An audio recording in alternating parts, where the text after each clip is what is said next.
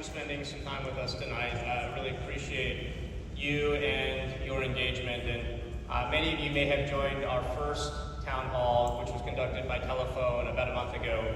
We had over 10,000 constituents in the 47th Congressional District stay on throughout that hour-long call. But I felt like it was important to do another town hall in person now that I'm in district this week.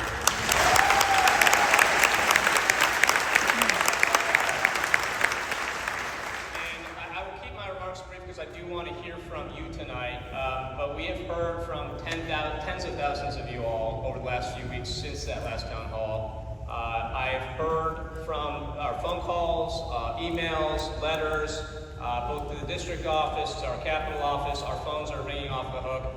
And I'll just say this, I feel the same anxiety and fear and yes, anger that so many of you have expressed to me. Now, you may not all know who I am. Before taking office, I was a law professor at UC Irvine. I started my career prosecuting corporate fraud at the SEC. And I'm the child of Korean immigrants who came to this country for the same reasons that so many others, somebody in your family tree came to this country a long time ago, because of what this country stands for. So democracy is important to me. Freedom and liberty are important to me. The rule of law.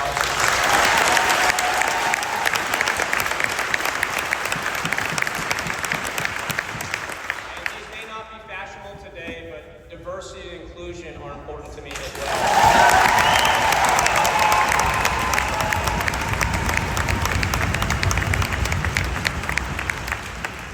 And so when I see attacks on a daily basis of the values that I believe undergird America, that are at the core of what America has always stood for generation after generation, almost 250 years now, it is frightening to the core. We're in uncharted territories right now, we know that.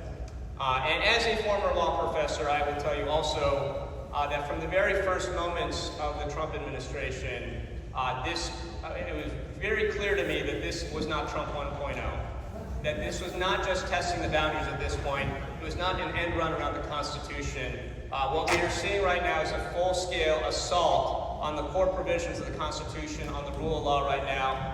Every day we see another egregious violation of the Constitution, of dozens of federal laws.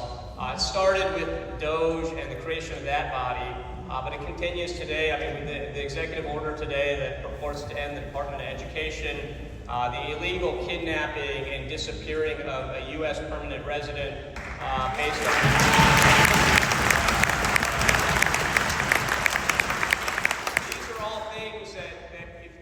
If you want to get rid of the Department of Education, there's a process for that. It involves going through Congress. And my kids know this because they're in public school right now, and our California public schools are very good. They're in IUSD, Irvine Unified School District. I'm the product of California public schools. I would say NM at USD is certainly one of the best public school districts.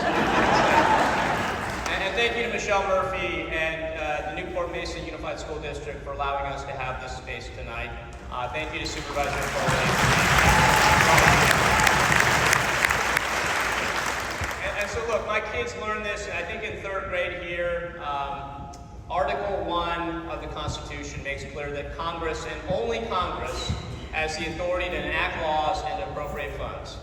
And so when Donald Trump purports to be able to end the Department of Education, to delete it, to fire all its staff, this is an agency that was created by Congress through law. It is funded by Congress through appropriations. So what he is purporting to have the authority to do, what Elon Musk is purporting to have the authority to do when he deletes USAID or tries to fire half the workforce or fire all probationary employees, what he's actually doing is just taking our powers.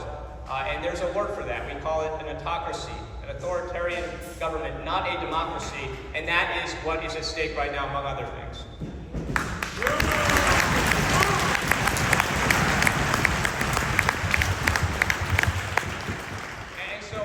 We have that at issue, the illegality, the blatant disregard for the rule of law that is being exhibited right now. This is also having enormous impacts already.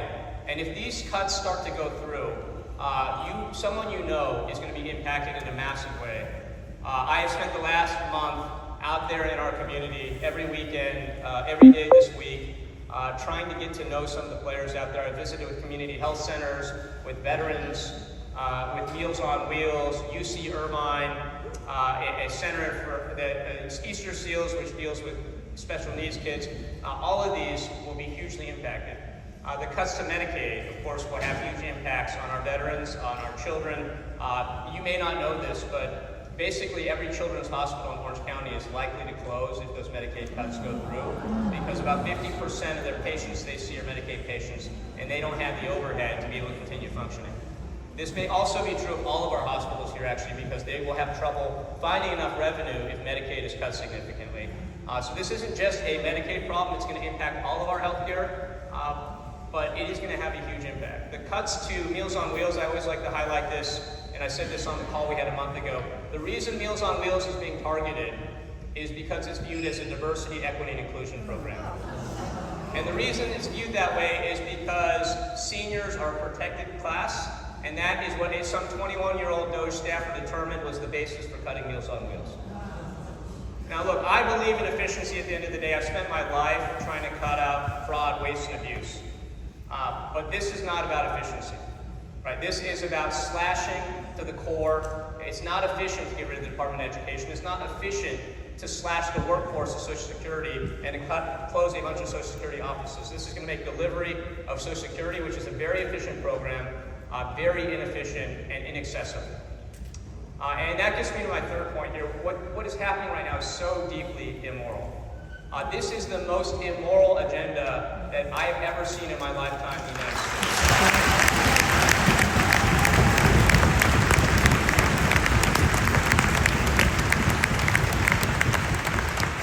Because what they are trying to do here, this is not about efficiency, and we need to get that message out there. This is not about efficiency. This is about trying to find $1.5 trillion in spending cuts, no matter where they come from, so that they can justify a $4.6 trillion tax cut for the very wealthiest among us. And these tax cuts will go disproportionately to investors. Investors primarily in corporate securities, in private equity funds, and in real estate investment trusts. People that look a lot like Donald Trump or Elon Musk.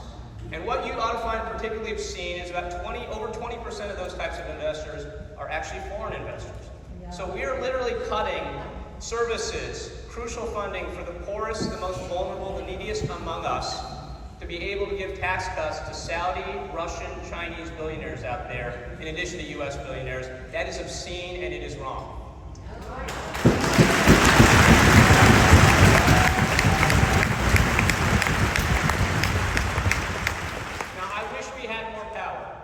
As you know, my party came 3 seats short of taking the majority this past year. And in the minority, we don't have the ability to pass legislation without Republican votes. In the minority, we don't have the ability to engage in oversight over the things we think are important. So right now, Republicans who control House Oversight Committee, which I sit on, they're focused on oversight hearings about stuff that literally nobody's asking about. Sanctuary city policies in Costa Mesa. I've literally not gotten a phone call about that. Lab rats experiments for transgender policies. Again, not something I've received a single phone call about. They are not focused at all. They refuse to allow Elon Musk to be brought in.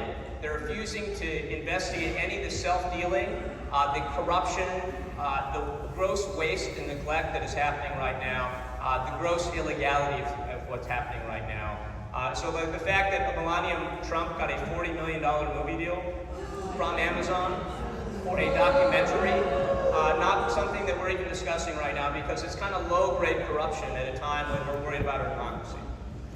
So it is hard right now to engage in the types of actions I know a lot of you want to see, but I still believe that we, even in the minority, have a duty to try to do everything we can to get the word out there.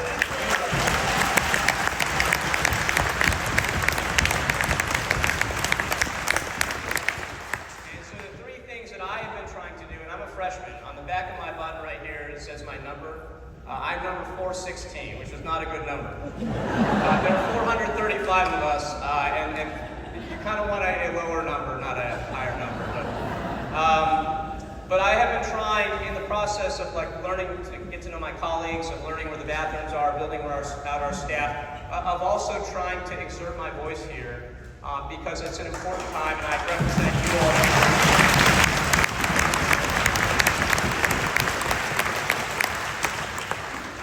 And so you may have seen from the very first days of what's been going on, I've been outspoken both on the Oversight Committee, at rallies in Washington, D.C. and here in Newport County about the illegality of what's happening.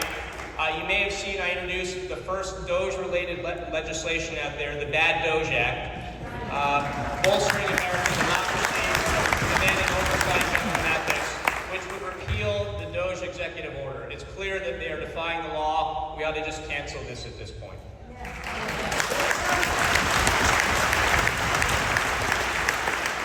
number of my colleagues and I right now are working on what's called a private right of action so that any of you who are impacted by the illegal actions of Elon Musk and Doge can sue directly. You can sue Elon Musk directly.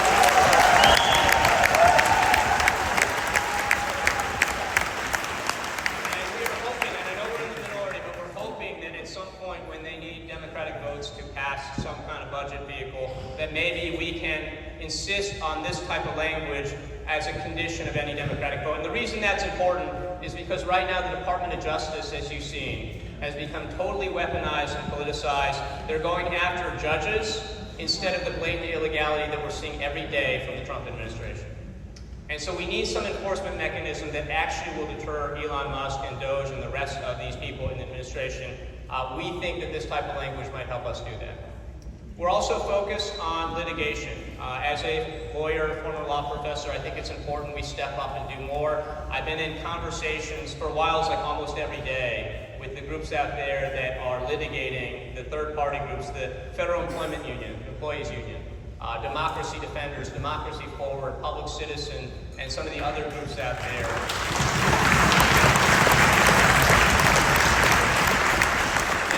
Us have been pushing in the same direction, and we've convinced the caucus to now weigh in.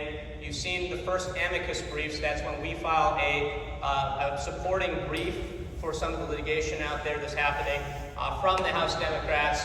We are actively exploring whether we might be able to sue directly to assert our own rights as minority legislators.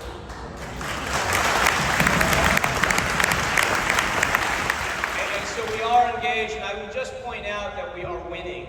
We are winning all these lawsuits because it is clear that what is happening right now is so illegal. The courts are taking some time to come to these conclusions, but we are winning right now. We're winning a lot, and we'll continue to win.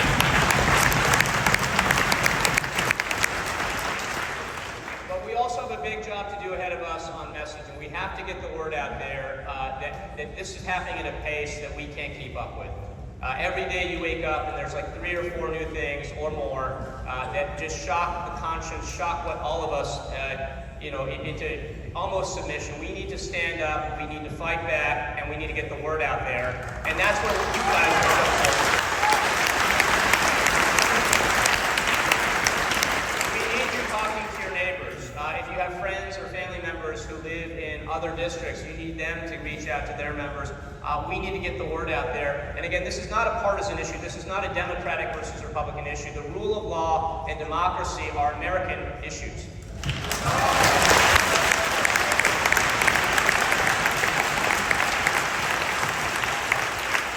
Every single member of Congress, every single Trump appointee, except for Elon Musk because he's a special government employee, every one of us takes an oath to support and defend the Constitution of the United States. And that is ultimately what this is about. Right now, we need to step up. We need to convince more of our Republican colleagues to step up to support and defend the Constitution.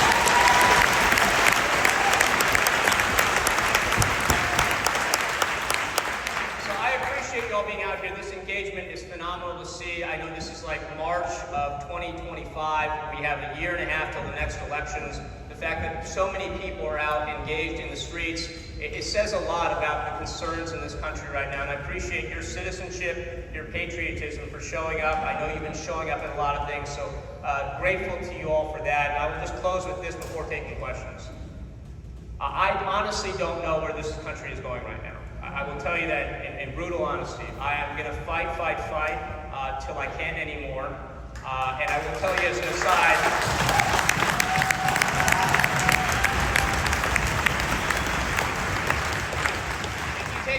all this, it's that I'm higher up on the scale to go to jail than any of you. So know that I will take that one for the team. But and all joking aside, we are in very scary times. I don't know where this country's going, but I do know this. In 20 or 30 years, we're going to look back and say this was a pivotal time in our country's history.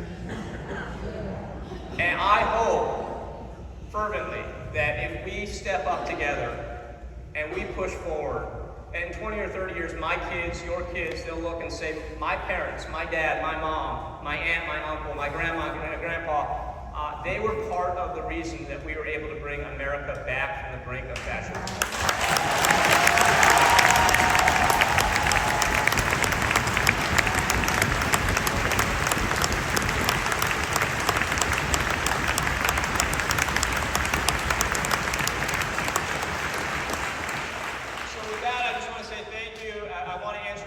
Questions as we can, so if you want to bring your questions up, if you have any, thank you. Okay, for the first question.